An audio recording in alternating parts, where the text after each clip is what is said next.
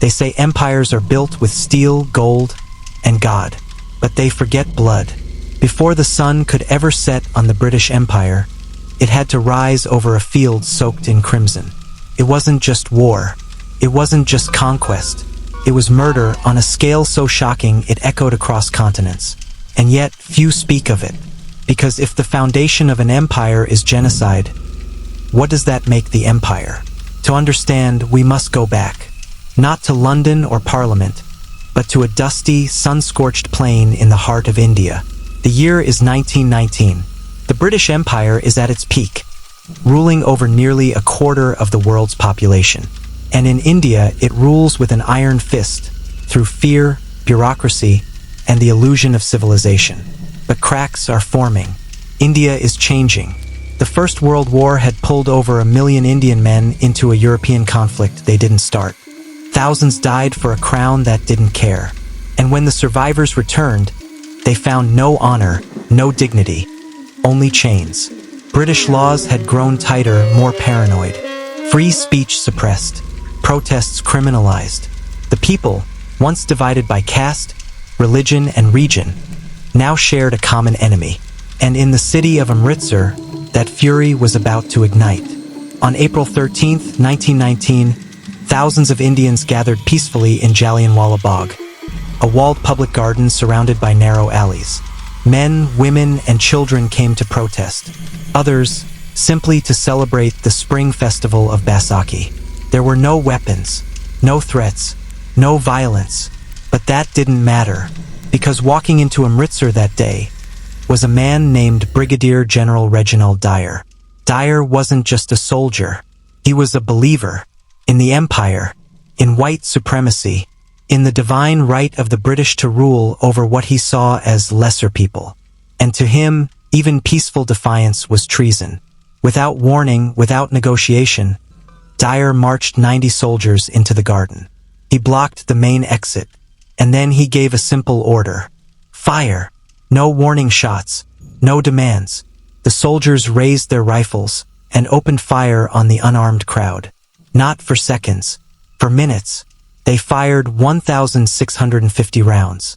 Into backs, into faces, into mothers shielding their children. There was nowhere to run. The garden had walls. The only exits were blocked. People scrambled over each other, over bodies, over blood. Some leapt into a deep well in the corner to escape the bullets. Over 120 drowned there. The shooting only stopped when the soldiers began to run out of ammunition. When the smoke cleared, the garden was silent. Official British records claimed 379 dead. Indian sources say over 1,000. But the truth is, the numbers were never the point. It was the message. The massacre at Amritsar was not an accident. It was a statement. The empire was warning a colony. Your lives mean nothing. Your protests mean nothing. We will kill you to maintain control. And Dyer? He was never punished. In fact, many in Britain hailed him as a hero. The House of Lords praised his decisive action. Donations poured in to support him. He lived the rest of his life comfortably, unapologetic. Winston Churchill, then Secretary of War, called the massacre monstrous. But no one was ever brought to justice. No one answered for the screams. The spilled blood was simply swept beneath the imperial carpet. But Amritsar could not be erased. The garden became sacred ground. The massacre became the birth cry of revolution. A man named Mohandas Gandhi, once a loyal subject of the crown, now vowed non-cooperation. A quiet lawyer named Nehru began to burn with the fire of independence. And the British, for all their power, had made a fatal mistake. They had turned subjects into martyrs, and martyrs into freedom fighters. Still, the empire marched on. India would not be free for another 28 years.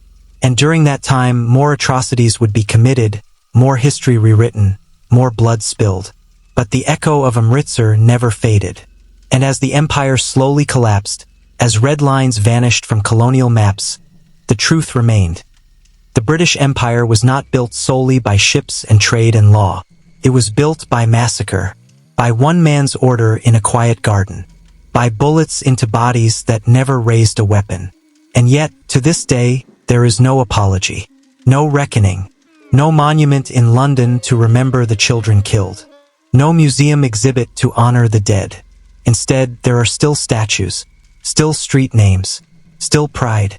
But for those who know, for those who remember, the question lingers, can an empire truly be great if it was born from silence and baptized in blood?